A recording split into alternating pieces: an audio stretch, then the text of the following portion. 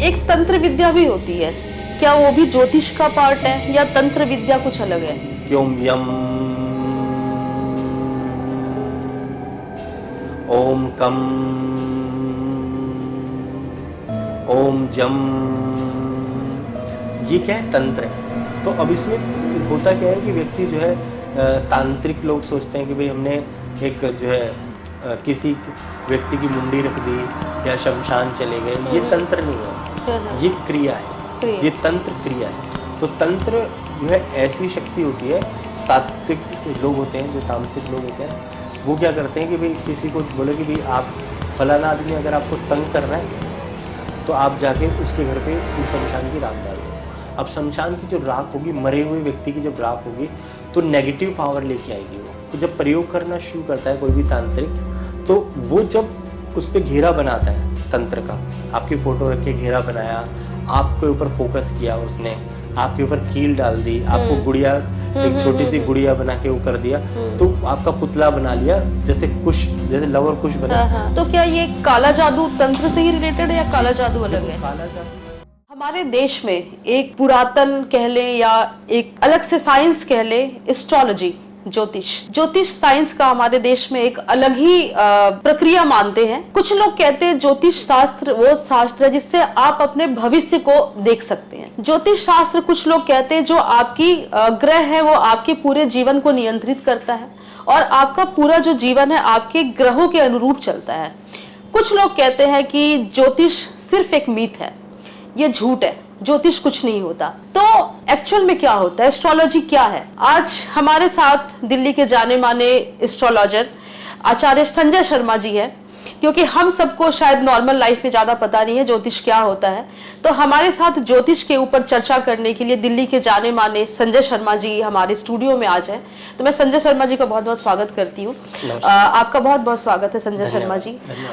हम आपके माध्यम से आज कुछ समझना चाहेंगे कि ज्योतिष क्या होता है, ज्योतिष ग्रह क्या होते हैं, क्योंकि नॉर्मल जनता को कुछ नहीं पता, लेकिन नॉर्मल जनता ये जानती है कि ज्योतिष कुछ है जिसपे हमारा पूरा जो जीवन है वो चलता है, वो जो चक्र है वो ज्योतिष के ऊपर चलता है, ग्रहों के ऊपर चलता है। तो मैं आपसे चाहूंगी कि आप कुछ बताएं ज्योतिष के बारे में। बहुत अच्छा प्रश्न किया है आपने।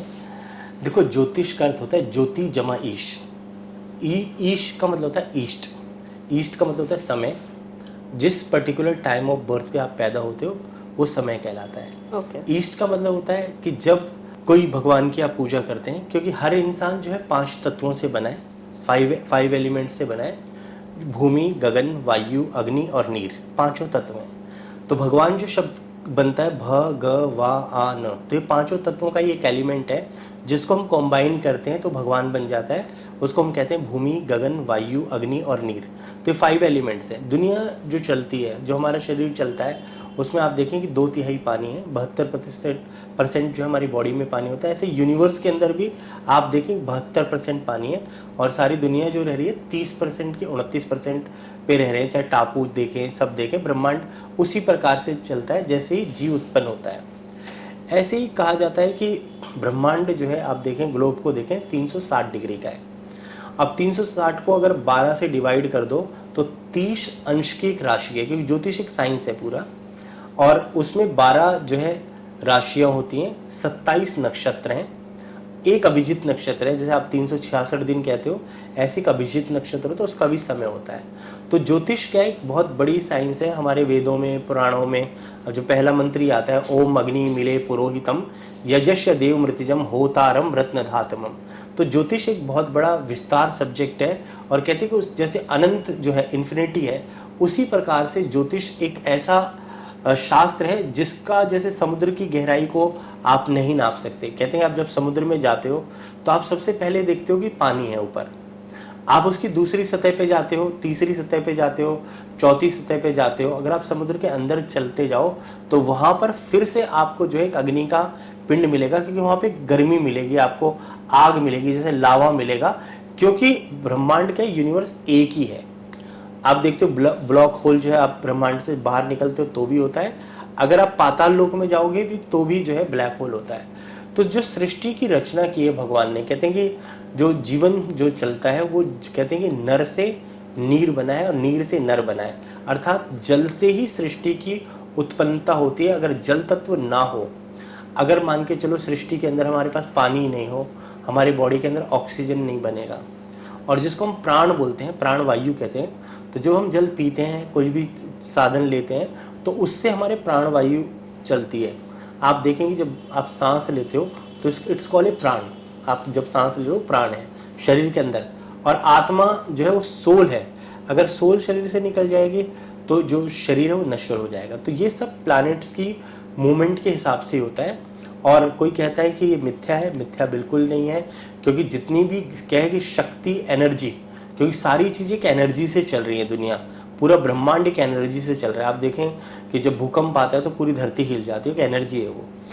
ऐसे ही जब सुनामी आता है, ऐसे समुद्र आप देखें बिल्कुल शीतलता से एक लहर तक आता है, उसके बाद जो है रुक जाता है। तो वो क्या है कि नियम है प्रकृति का। और जब सुनामी आएगा, सुनामी और ये बड़ी बड़ी चीज़ें क्यों आती हैं? जब आप समुद्र के अंदर बहुत सारी चीज़ें डालते रहते हो, मिसाइल्स डाल रहे हो, ये डाल रहे हो, वो डाल रहे हो, तो समुद्र भी जो है गुस्से में आ जाएगा, क्रोध में आ जाएगा, आवेश में आ जाएगा। जैसे आप देख रहे हैं कि 2025 का जैसे ही प्रादुर्भाव हुआ, 2025 प्रारंभ हुआ, तो आप देखिए संवत के जो राजा और मंत्री हैं वो सूर्य हैं इस साल के, और सिद्धार्थ नामक संवत है। और उस संवत के होने से 2029 जैसे 25 प्रारंभ हुआ, तो इस साल का न्यूमरोलॉजिकली अगर हम देखें तो मंगल जो है न्यूमेरिकल चार्ट से बनता है 9 नंबर है। तो इस बार जैसे ही मंगल के साथ केतु आया तो आपने देखा विस्फोटक घटनाएं हो गई, भारत पाकिस्तान का युद्ध प्रारंभ हो गया। क्योंकि इस साल एक दो योग होता है ज्योतिष के अंदर, खप्पर योग। तो खप्पर योग में क्या है कि युद्ध की संभावना है, और शास्त्रों में पहले से ही लिखा हुआ है ईसा और मूसा, ईसाई, यहूदी और मुस्लिम, इनमें काफ़ी युद्ध होगा। और ये सारी कंट्रीज़ जो है एक साथ जो है अमेरिका जैसे महान कंट्री से भी लड़ने की कोशिश करेंगे, उनको नुकसान पहुंचाएंगे। चाइना का हाल बहुत बुरा होने वाला है, क्योंकि उनकी मीन राशि, शनि उन्हीं की राशि में बैठा हुआ है। तो अगर ग्रहों की स्थिति के परिस्थितियों को देखें, शास्त्रों के हिसाब से देखें, तो ब्रह्मांड उसी प्रकार से चलता है। मैंने प्रेडिक्ट किया था कि भारत और पाकिस्तान का जो युद्ध है वो 4 से 5 दिन में रुक जाएगा। अच्छा। हाँ, प्रेडिक्ट कर दिया था चैनल में। क्यों रुक जाएगा? कि ग्रह स्थिति भारत की इतनी मजबूत है कि भारत वाले युद्ध नहीं करना चाहते। कई लोगों ने कहा भारत बहुत डरपोक है, भारत लड़ नहीं सकता। भारत को पता है कि अपनी अर्थव्यवस्था को कैसे संभालना है, यहाँ की जीडीपी को कैसे बढ़ाना है, क्योंकि अगर एक बार देश के अंदर ज़्यादा हलचल हो जाए तो बड़ी भारी परेशानी आने का योग होते हैं।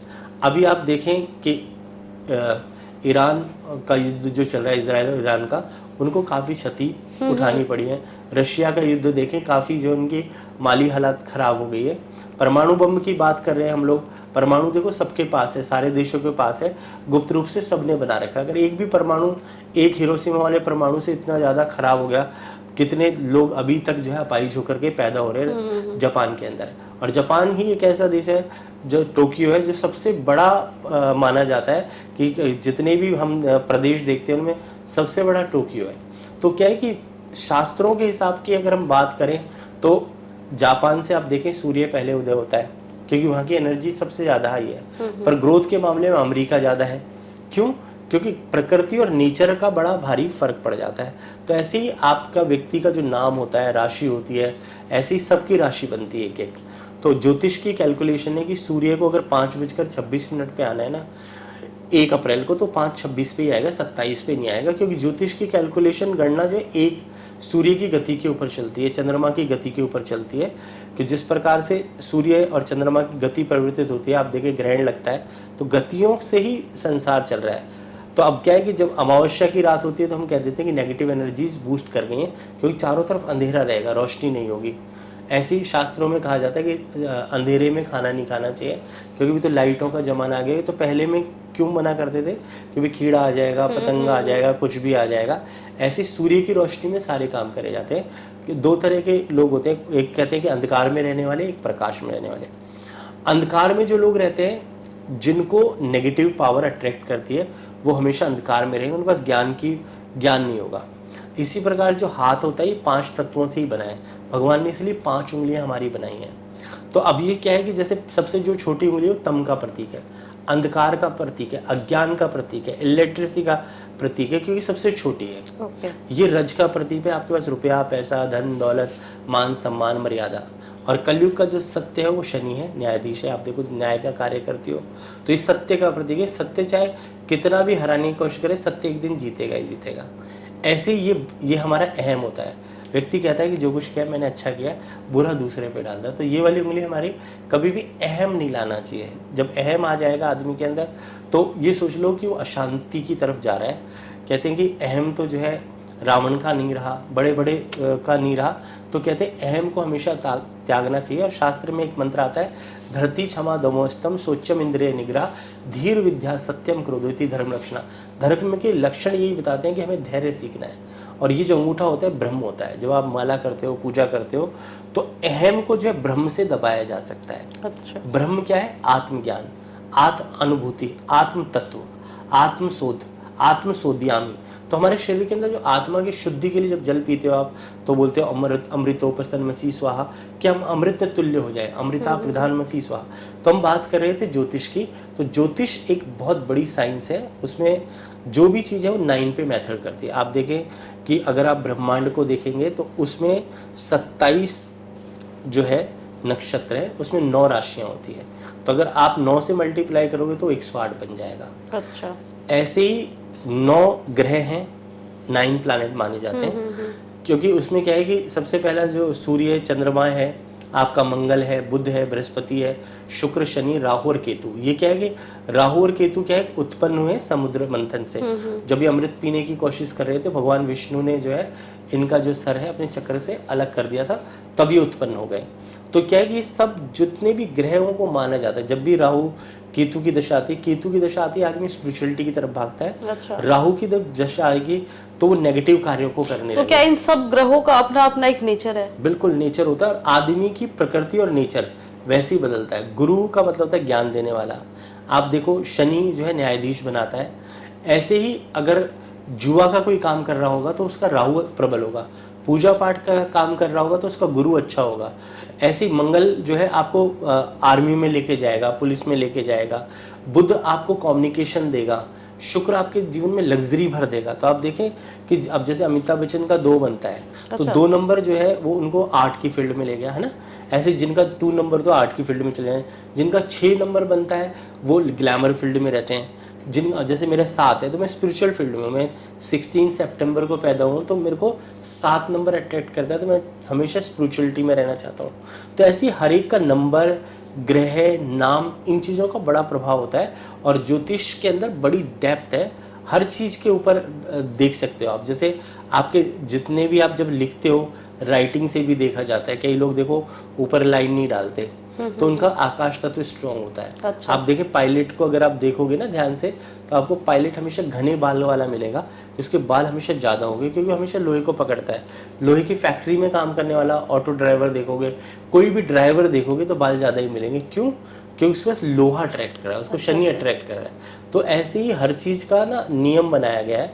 और शास्त्रों में जैसे आपके आचार विचार संस्कार होंगे, उसी हिसाब से आप उस फील्ड के अंदर ही जाएंगे। अच्छा। तो ये कहते हैं कि भाई पूत के जो पैर है वो पालने में ही नजर आ जाते हैं। तो बॉडी लैंग्वेज से भी पता चल जाता है। अगर किसी की आईलेसेस थिक है, ज़्यादा लंबी, आप पहले देखते थे पहले ज़माने में जज को जो एक बिग पहना के दिखाते हैं पिक्चरों में, तो जिसका कर्ली हेयर होता है वो अपनी फील्ड में मास्टर होता है। अब जैसे सचिन तेंदुलकर के आप बाल देखो, घुंघराले बाल है, तो अपनी लाइफ में वो एक जो है क्रिकेट का भगवान कहा जाता है। तो जो कर्ली हेयर वाले लोग होते हैं वो अपनी कोई भी फील्ड में जाए थोड़ा सा एक्स्ट्रा करेंगे। अच्छा। तो ऐसे ही जज को जो है कर्ली हेयर होते थे तो कहते भी ये वाला जज जो है बहुत अच्छा है, सही न्याय करेगा। अच्छा। तो ऐसे ही हर एक का अपना नेचर होता है, हर प्लैनेट का अपना नेचर है। मंगल वाला व्यक्ति होगा तो उग्र होगा, वो कहीं भी जाएगा। जैसे आपके ऑफिस में भी आ रहा है, दरवाजा बंद है तो वो लात मार के दरवाजा खोलेगा, क्योंकि उसका वही है। कोई जिसकी बुद्ध खराब होगा वो वाणी से गाली गलौज कर देगा। शुक्र खराब होगा किसी का तो वो गलत चरित्र की तरफ जाएगा। तो ऐसे ही प्लैनेट का ना, हर प्लैनेट का एक असूल है। वो जैसा व्यक्ति का प्लैनेटरी पोजीशन है, जैसे किसी के सूर्य लगन में है, लगन it's called a first house, तो व्यक्ति राजा की तरह राजसी प्रवृत्ति करेगा। दिन में 2 बार कपड़े बदलेगा, नहाएगा 2 बार, और एकदम ऐसे रहेगा कि जैसे उससे बढ़िया कुछ भी नहीं है ना, वो अपने आप को बन के दिखाएगा। ऐसे ही अगर किसी के चंद्रमा होगा लगन में तो व्यक्ति काफ़ी डिप्रेसिव होगा, हमेशा सोच विचार में डूब रहा रहेगा। वो सोचेगा कल मेरे साथ क्या होगा, परसों क्या होगा, पास्ट की बातें सोचेगा, उसके अंदर ना कोई आगे बढ़ने की जिज्ञासा नहीं अच्छा, होगी, अच्छा, मतलब अच्छा। उसकी लाइफ में कमी आ जाएगी। मंगल वाले को एग्रेशन रहता है, बुध वाले तो का इस कम्युनिकेशन अच्छा होता ये है। सारी चीजें आप हम जानते कैसे हैं कि किसका कौन सा जी, जब व्यक्ति का डेट ऑफ बर्थ, टाइम और प्लेस जब लेते हैं हम किसी का, अगर किसी का सही पता है तो ठीक है, नहीं तो बॉडी लैंग्वेज से नाक जो होती है हमारी वीनस कहलाती है, ओके। जो चिन्ह होती है वो बुध कहलाती है, ये मंगल कहलाता है, ये आपका सूर्य होता है, ये चंद्रमा होता है, ये बृहस्पति होता है। तो हमारे बॉडी लैंग्वेज से ही ना सारे ग्रह पता चल जाते हैं। अब जैसे गले में आपके लाइन है, तो गले में वलय देख करके पता चलता है व्यक्ति धनवान बनेगा या नहीं बनेगा। अरे गले में ट्रैक लाइन नहीं है किसी के, सीधा सीधा गला है, तो सोच लो उसके बाद धन की कुछ ना कुछ कमी रहेगी। तो ये क्या है, सारी चीज़ें ना बॉडी पे भी आना शुरू हो जाती हैं, ग्रह भी अट्रैक्ट करता है, तो सारी चीज़ें चाल से पता चल जाएगा कि व्यक्ति जब चल रहा है ना, अगर कोई बहुत ही ज़्यादा चल रहा है, हाथ ऐसे ऊपर के चल रहा है, तो आप सोच लेंगे कि ये फिल्म लाइन का होगा या आर्ट फील्ड का होगा, उसका हाथ ऐसे ही रहेगा हमेशा। अच्छा। तो ये क्या है कि क्वालिटीज होती हैं, और जो जिसकी बाहुबल ज़्यादा होगा वो हमेशा लड़ने के काम में रहेगा, उग्र काम में रहेगा। तो ये सारे ग्रहों की स्थिति उसके नंबर से, उसके नाम से, उसकी डेट ऑफ बर्थ से, टाइम से और फेस से, ये सारी चीज़ें देखी जा सकती है। अब जैसे किसी की आंख बहुत छोटी और अंदर की तरफ है, तो आपको ऐसे व्यक्ति को जल्दी से हम एम्प्लॉय नहीं रखेंगे, क्योंकि हमने फेस रीडिंग सीखी, हमें पता है भाई ये चोरी कभी ना कभी कर लेगा।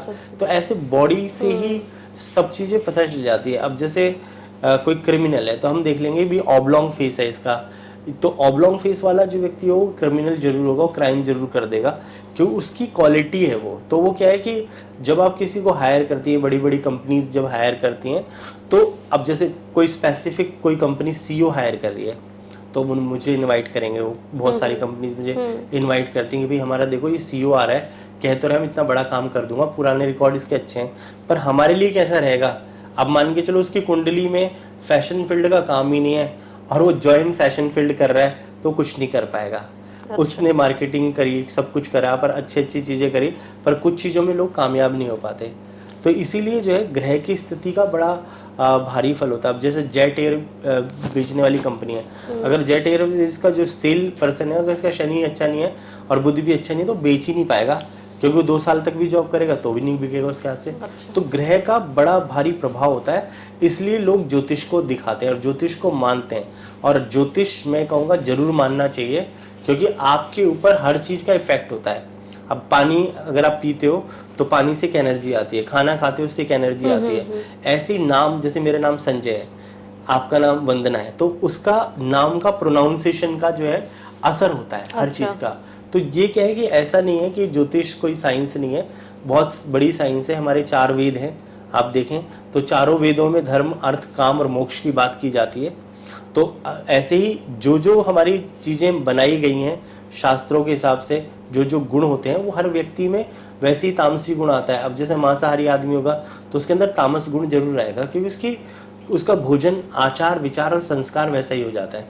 तो ग्रह का प्रभाव तो होता ही होता है, पर प्रकृति में, ब्रह्मांड में आते ही देखो, बच्चा जब पैदा होता है तो पहली बार में रोने लग जाता है, विलाप करता है, हे प्रभु आपने मुझे कहाँ कलयुग में भेज दिया, मैं तो सतयुग में या जहाँ पे था वहीं से ही था। तो ऐसे ही शास्त्र जो है अपने हिसाब से चलता है, व्यक्ति का व्यक्तित्व। पर क्या है कि जो स्थिति ग्रहों की जब आप पैदा होते हो उस वक्त जो प्लानिटरी पोजीशन आपकी है उसी के हिसाब से आप बनोगे। अच्छा।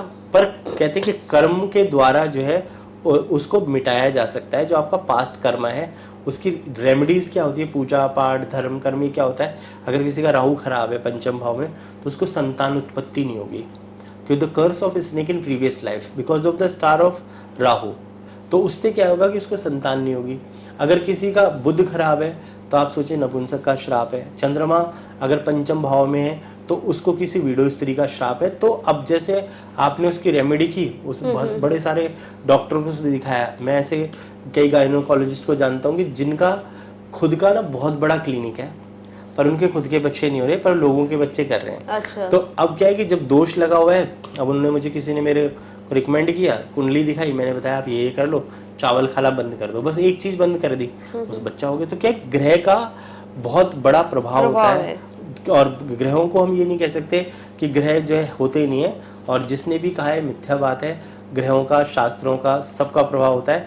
और कहते हैं कि राजयोग, जैसे हम बात करते हैं, अब आप राजनीति में हो तो भाई मैंने आपको बोला था कि आप राजयोग में जाओगे, जब आप थे भी नहीं तब भी आपको याद बिल्कुल, होगा। बिल्कुल, तो बिल्कुल, आपको मुझे याद पोजीशन है। मिली, आप संगठन में भी आए, तो क्या है वो ग्रह स्थिति आपकी आपको लेकर के जाती है, और ग्रहों का बहुत भारी प्रभाव होता है, तभी व्यक्ति उस फील्ड में उतरता है, नहीं तो उतरता ही नहीं है। अच्छा अच्छा। तो जैसे हमने ये देखा है कि ज्योतिष में भी अलग अलग तरीके से ज्योतिष करते हैं। वैदिक ज्योतिष, लाल किताब, क्या है ये, इसको कैसे अलग अलग तरीके से प्रेडिक्ट जी किया देखो, जाता है? वैदिक ज्योतिष क्या है कि ज्योति जमा ईश, एस्ट्रोलॉजी एक साइंस है जो कैलकुलेशन पे चलती है, वो वैदिक ज्योतिष है। और वैदिक जो ज्योतिष में आपको पढ़ाया जाता है नक्षत्रों के बारे में, पंचांग के बारे में और विधि के बारे में, तो वो ज्योतिष है। और जो लाल किताब है वो क्या है कि एक जो है मुर्दे को किसी ने सुनाई थी और वो उसने हैंडराइटिंग में लिख ली, तो उसमें उपाय लिखे होते हैं। पर लाल किताब क्या है, कई बार खतरनाक हो जाती है और उसके उपाय भी नेगेटिव कर सकते हैं। पर एस्ट्रोलॉजी जो है बेस साइंस है, उसको ही मान के चलना चाहिए, और उससे बड़ी साइंस दुनिया में कोई भी नहीं है। जब भी कोई शपथ ली जाती है किसी बड़े पद की, तो उसमें ज्योतिष से ही टाइम निकाला जाता है, चौघड़िया देखा जाता है, उसमें राहु काल देखा जाता है। तो ये क्या है, शास्त्रों में जो टाइमिंग का, मुहूर्त का बड़ा भारी महत्व है कि आप किस समय पर क्या कार्य कर रहे हो। अब कई लोग एग्जाम देते हैं आईएएस का, सारे लोग पढ़ते हैं पर कुछ सफल होते हैं, कुछ नहीं होते। तो मुहूर्त की बात है कि आपकी किस्मत में आईएएस बनना लिखा है या नहीं। आप 99.9% पे जाकर रह गए, एक नंबर से आपका छूट गया। तो ये क्या है कि शास्त्र बताता है कि भाई, आप ज्योतिष बता देता है। अब जैसे एक आईआरएस बने अभी नए नए, तो अभी उनकी बॉम्बे पोस्टिंग हुई है, तो मेरे पास आए कल, तो बोले कि भाई मैं तो अभी जॉब मेरी ज्वाइन हो रही है, आपने बताया था, लिख के दिया था कि आप इस डेट को ज्वाइन करने वाले हो। तो अब वो पास हो गए, ज्वाइनिंग हो गई, तो मिलने के लिए आए स्पेशली। तो क्या है कि अब उनका एक फ्रेंड था, उसको मना कर दिया कि आपका कम है, तो निराश हो गया। तो अब वो क्या है कि पढ़ाई में जबकि वो ज़्यादा होशियार था, पर लक में इनका तेज था। तो जिसका लक तेज है वही क्वेश्चन आ गए, आप उस वक्त कंप्लीट कर गए। तो क्या होता है कि ग्रहों का बड़ा भारी महत्व होता है, और ग्रह व्यक्ति को बना भी देते हैं, कभी अर्श पे और कभी फर्श पे। तो ग्रह स्थिति बड़ी अच्छी और बुरी दोनों मानी जाती हैं। और जैसा, और सबसे बड़ी चीज़ तो कर्म ही है। अगर आप कहते हैं कि जैसा कर्म करोगे वैसा ही फल मिलेगा, तो कर्म को प्रधानता जरूर देनी चाहिए और मेहनत से पीछे नहीं हटना चाहिए, ग्रह तभी साथ देते हैं।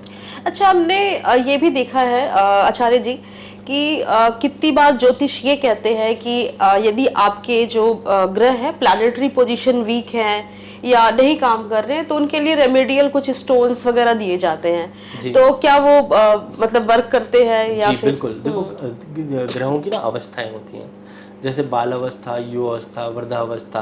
कोई ग्रह डेड है, डेड पोजीशन में है, कोई बच्चा है, कोई एक्टिव नहीं है, कोई डेबिलेटेड है, डेबिल का मतलब नीच राशि में है, कोई एक्सॉल्टेड है, उच्च का है। तो क्या है कि उस प्लैनेट्स की पोजीशन और अवस्था देखी जाती है और उसकी प्लेसमेंट देखी जाती है। अगर मान के चलो शुक्र उसकी कुंडली में योगकारी अच्छा फल देने वाला है, तो उसको ओपल डलवा देंगे। अगर किसी का शनि बहुत डाउन पोजीशन में, नीलम डलवा देंगे। तो ग्रहों के स्टोन क्या होता है कि एक आपकी लाइफ में एक रेमेडी जो है, एक एनर्जी, जैसे आप मान के चलो कि आपका फोन चार्ज आप करते हो, तो उसमें अगर फोन तो आपके पास है, पर उसकी बैटरी अगर 1% है, तो आप कहोगे भी जल्दी से चार्ज कर लो। ऐसे ही प्लैनेट का पावर तो है आपके पास, पर वो उस यहाँ से लेकर के अब यहाँ पहुंचना है, तो यहीं रह जाता है आदमी। तो इसीलिए बूस्टर के रूप में स्टोन दिया जाता है, जिससे कि उसकी लाइफ में बदलाव आना शुरू हो, और वो ब्लू एनर्जी अगर बूस्ट करेगी उसकी लाइफ में, तो काफ़ी जल्दी जो है प्रोग्रेस कर जाएगा। तो हर ग्रह का अपना प्रभाव है, और उसकी स्थिति को देखकर स्टोन पहनने से फायदा ही होता है, नुकसान नहीं होता।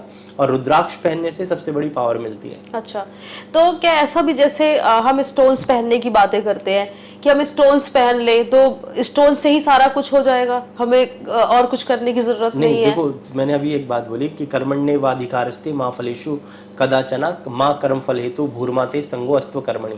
कर्म तो देखो संसार में सबसे ज्यादा माना गया है। आप देखें कि अभिमन्यु ने जो है लड़ने का रास्ता सीख लिया, अंदर जाने का, चक्रव्यूह तोड़ना सीख लिया, परंतु निकलने का रास्ता नहीं सीखा। ऐसे ही क्या है कि आप पत्थर अगर पहन लोगे, तो पत्थर को पहले प्राण प्रतिष्ठित करना पड़ता है। ठीक है। दूसरा, आपकी एनर्जी क्या है, आप उस चीज पे कितनी मेहनत कर रहे हो। अगर कोई एफर्ट कर रहे हो, तभी वो स्टोन भी आपके जीवन में काम करेगा। अगर आप मान के चलो आपने चाय की दुकान खोल ली है और आप सपने देख रहे हो मुझे मर्सिडीज खरीदनी है, तो आप नहीं खरीद पाओगे ना। क्यों? क्योंकि आपका वर्क नहीं है। अगर आप मान के चलो जिंदगी में बहुत अमीर होना चाहते हो, तो आपने कहा भी मैं तो जो है एक ऐसा काम करूंगा जिसमें एक डील में ही मेरे को 200-300 करोड़ रुपए आ जाए। बिल्कुल। आपने की 500 करोड़ का जेट बेचना शुरू किया, तो 1% 500 करोड़ की जो है 50 करोड़ आ गई, तो आप अमीर बन गए। तो यही चीज है कि थॉट प्रोसेस का बड़ा महत्व होता है। अच्छा, तो ये ओवरऑल सारी चीजें हैं। जी। मैंने पढ़ा है एक बुक जिसका नाम भविष्य मल्लिका है। भविष्य मल्लिका 2023 में पब्लिश हुआ था। जो ये कहता है कि वो सारे प्रेडिक्शंस बताता है, वो बिल्कुल सत्य होता है। इसमें कहाँ तक सच्चाई है? क्या भविष्य मल्लिका वाकई में भी कुछ ऐसा किताब है जिसके थ्रू सारे भविष्य को जाना जा सकता है, या फिर शायद सिर्फ इसलिए कि अपने बुक्स को बेचना हो, ये है? तो इसके बारे में आप क्या कहना चाहते हैं? देखो, ज्योतिष की कोई भी किताब है, अगर सिद्धांतों के ऊपर बेस है तो क्या है कि वो बिल्कुल सही होगी। और क्या है कि सिद्धांतिक रूप से अगर ज्योतिष की कैलकुलेशन की जाए तो हमेशा सत्य निकलती हैं। और भविष्य मल्लिका की कुछ प्रिडिक्शंस जो है अभी तक सही निकली हैं, जिस कारण से मैं यही कहूँगा कि वो सही है पुस्तक। अच्छा। और उसमें जो भविष्यवाणी है, देखो 100% भविष्यवाणी सत्य होना तो ब्रह्मा हो जाएगा आदमी। ठीक है। तो कुछ भविष्यवाणी आप देखें कि कुछ पुस्तकों की सही है। मैंने एक 1936 की बुक मेरे पास रखी हुई है जिसमें गुजरात के भूकंप के बारे में पहले से प्रेडिक्ट लिखा हुआ था। अच्छा। तो ऐसी बहुत सारी पुरानी ग्रंथ हैं जिनमें हर चीज़ के बारे में लिखा है। आप देखें कि वाल्मीकि रामायण में जो है राम जी के जन्म का पहले ही लिख दिया गया। तो क्या है कि पुस्तकें जितनी भी हैं उनमें क्या है कि सारे पात्र के नाम तक जो है लिख देते हैं लोग। तो भविष्यवक्ता कई ऐसे भी होते हैं जिनकी बहुत स्ट्रॉन्ग इंट्यूशन भी होती है और ग्रह कैलकुलेशन को भी जानते हैं वो लोग। तो ये मैं नहीं कहूँगा कि पुस्तक गलत हो सकती है, पर ज्योतिष का आधार लेकर के उन्होंने पुस्तक लिखी है, तो उनकी कुछ प्रेडिक्शन मैं कहूँगा 100% सही निकली है। अच्छा, एक तंत्र विद्या भी होती है, क्या वो भी ज्योतिष का पार्ट है या तंत्र विद्या कुछ अलग है? नहीं, देखो ज्योतिष, देखो तंत्र, मंत्र और यंत्र, ज्योतिष में यही काम करता है। तंत्र करता है, यंत्र करता है, मंत्र करता है और साधना काम करती है। तो तंत्र क्या है कि जल्दी कोई काम करने के लिए, शीघ्रता से काम करने के लिए, आप जैसे कपिल तंत्र के मंत्र होते हैं, तो जब आदमी अगर बहुत सीरियस बीमार है तो उसमें कपिल तंत्र का मंत्र है ओम यम कम जम शम रम लम ह्रीम ओम स्वाहा। अगर इस मंत्र को किया जाए तो इस मंत्र के करने से व्यक्ति जो है, क्योंकि हमारी जो तंत्रिका, तंत्र मतलब होता है तंत्रिका, हमारी जो बॉडी है वो एक तंत्र है। तो उस तंत्रिका को जो है स्वस्थ करने के लिए, क्योंकि व्यक्ति ह्यूमन बीइंग, कोई भी व्यक्ति है अगर ह्यूमन है तो उसके ऊपर अगर किसी चीज को अप्लाई किया जाए, आप जैसे यहाँ पे एक बाउल रखें और उस पर एक तन्ने से आवाज मारेंगे, घंटी बजाएंगे तो बच जाएगी। ठीक है। ऐसे ही कोई चीज को रिदम में अगर किया जाए, हम बोले कि ओम यम, ओम कम, ओम जम, ये क्या है? तंत्र है। तो अब इसमें होता क्या है कि व्यक्ति जो है, तांत्रिक लोग सोचते हैं कि भाई हमने एक जो है किसी व्यक्ति की मुंडी रख दी या शमशान चले गए, ये तंत्र नहीं है, ये क्रिया है, ये तंत्र क्रिया है। तो तंत्र जो है ऐसी शक्ति होती है जिससे आप कोई भी शीघ्र कार्य जल्दी से करा सकते हो। अब तंत्र क्या है कि सात्विक लोग होते हैं, जो तामसिक लोग होते हैं, वो क्या करते हैं कि भाई किसी को बोले कि भाई आप फलाना आदमी अगर आपको तंग कर रहा है तो आप जाके उसके घर पे इस शमशान की राख डाल दो। अब शमशान की जो राख होगी, मरे हुए व्यक्ति की जब राख होगी तो नेगेटिव पावर लेके आएगी वो, उसके अंदर उसका केमिकल इम्बैलेंस होगा।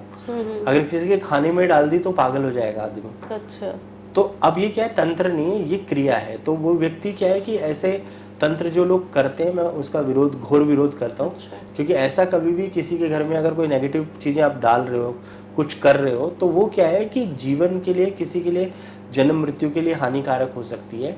तो इन चीज़ों का इस्तेमाल जो है कभी भी नहीं करना चाहिए तंत्र मंत्र का। और तंत्र मंत्र देखो, सीखना कोई मुश्किल काम नहीं है, सीख हर व्यक्ति सकता है, परंतु उसका इस्तेमाल, मारण प्रयोग है।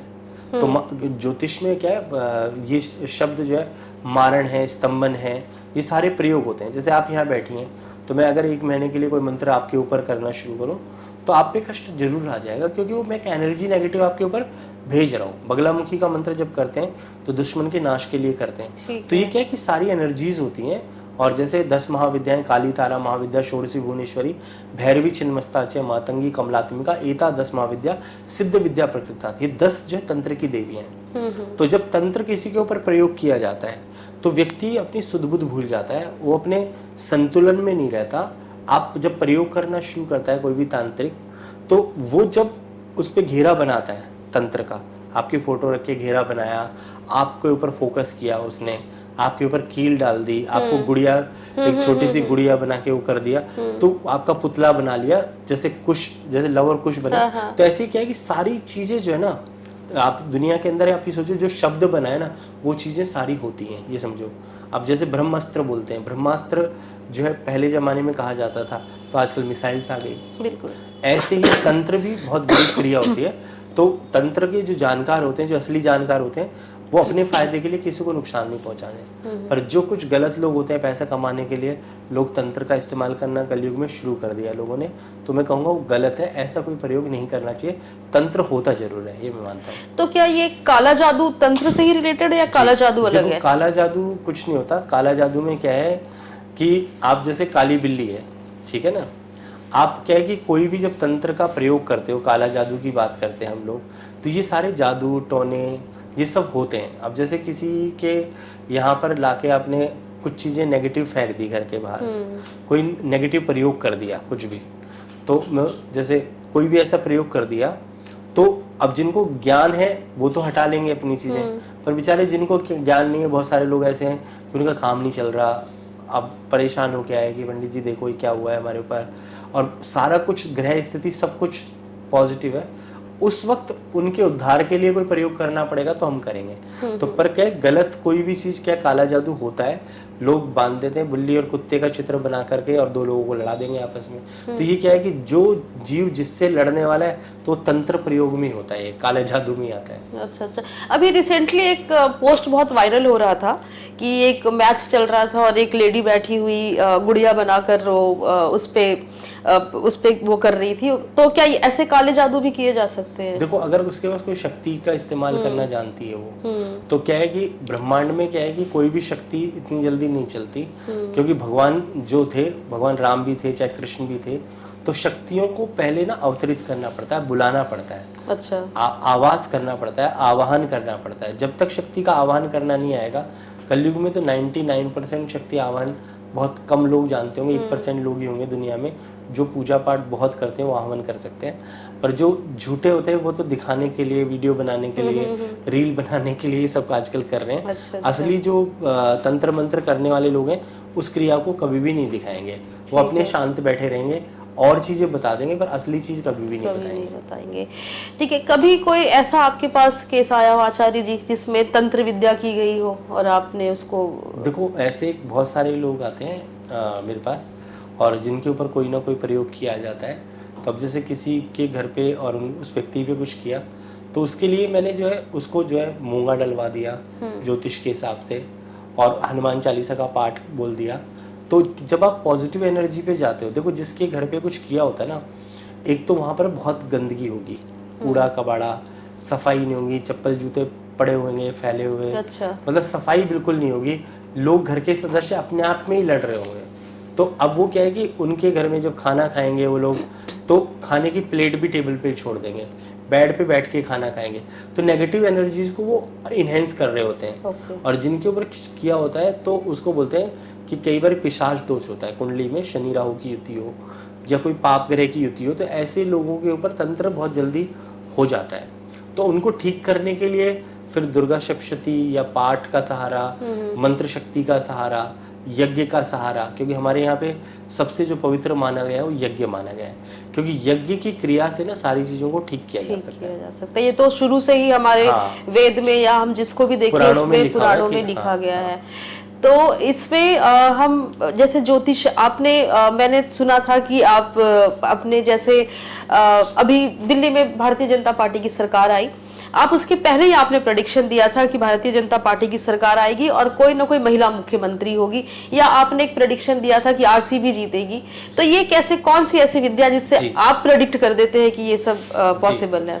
देखो, मैंने देखा था कि गुरु जो है लगन में बैठे हैं वृषभ राशि में, और बीजेपी की जो राशि है वो वृषभ राशि है, तो वृषभ राशि में जब गुरु हैं तो वृष वाले ही लोगों का जीतने का चांस ज़्यादा होगा। ठीक है। दूसरी बात, जो लेडी है, जब मैंने कुंडली बनाई तो कर्क लगन की कुंडली बनी, उसमें जल तत्व की राशि थी, तो उस राशि को देख करके मैंने अनुमान लगा लिया कि स्त्री या महिला ही बनेगी। तो उस वक्त जो है मुझे 5 नाम पता थे कि भाई ये लोग बन रहे हैं, तो सब प्रवेश वर्मा का नाम कह रहे थे कि ये बनेंगे, पर मैं एक ऐसा व्यक्ति था जिसने बोला कि भाई ये जो लेडी का नाम आया है, क्योंकि इसकी रेखा नाम है और इसका भाग्य स्थान में बृहस्पति आ रहा है, गुरु आ रहा है, तो इसलिए लेडी के चांस जो है 99.9% है। मैंने बोला था 100 नहीं बोला था, क्योंकि 0.1% देखो गलत भी हो जाता है कई बार।